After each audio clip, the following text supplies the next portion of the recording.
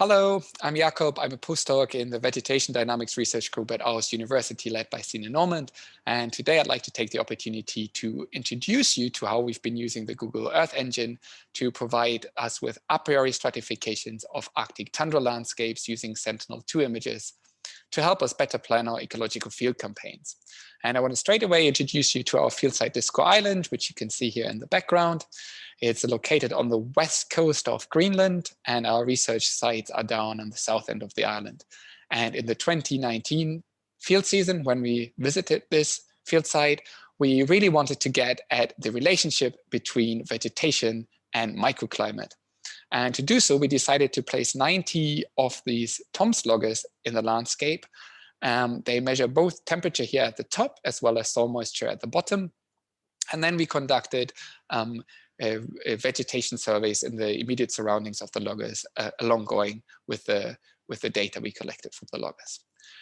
Now, this provided us, however, with a big challenge. How could we divide the 15 square kilometers of tundra in walking distance from the research stations into classes that we could then sample with those loggers in a most unbiased way, while at the same time still capturing all the variation of microclimate and vegetation in the landscape.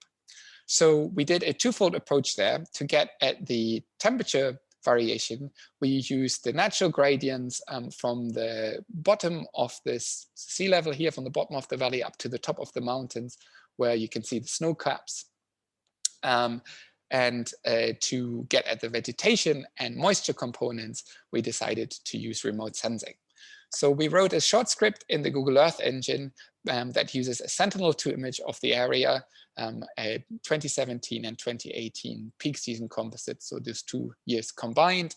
And we classified the landscape into 3 vegetation classes: low, medium, and high, based on the NDVI. So that's low, medium, and high greenness. We used a simple k-means classifier without any a priori assumptions. And then we divided each of these vegetation classes into 2 subclasses based on the NDWI, again with a k-means classifier, and splitting it into low and high moisture. Then we used the Google Earth Engine's internal sampling algorithm to obtain random stratified samples across the 2 elevation gradients, sampling each of the vegetation moisture classes in certain height brackets along the elevation that we had set. So when we came back, our first question was, of course, how well did our a priori classes predict the actual conditions at the site? And this is what I want to show you today.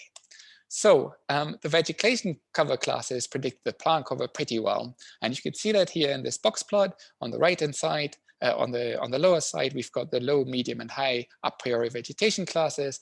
And then on the y-axis, we've got the vascular plant cover.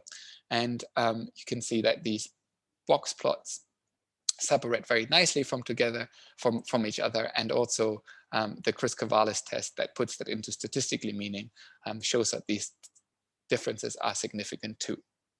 So for the moisture classes, we were less successful.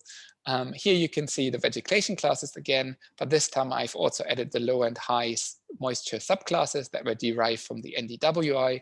And then on the y-axis, you can see the moisture readings from the loggers that were put out across the whole growing season. So these are averages. And what you can see is that in the low vegetation class, we actually are able to separate the low and high moisture areas from each other, but we weren't able to do so in the medium and high vegetation classes. Now, this is not very surprising, given that the NDWI is maybe not the best choice for this purpose. It's highly confounded with vegetation presence. So this could explain the poor performance in the medium and high vegetation classes. We did repeat these, the whole exercise last year with a improved algorithm running using the tussle capped indices, but I was unable to prepare this within the short time frame that ESA gave us to prepare these presentations. So apologies for not being able to add this. So let me quickly sum this up. We've got a simple but effective stratification of vegetation cover using the Google Earth Engine. There's a bit more work that needs to be done on moisture, but we hope that kind of these examples will help other ecologists to stratify their landscapes quickly and easily using the Earth Engine. And I'm looking forward to any questions or suggestions. Thank you very much.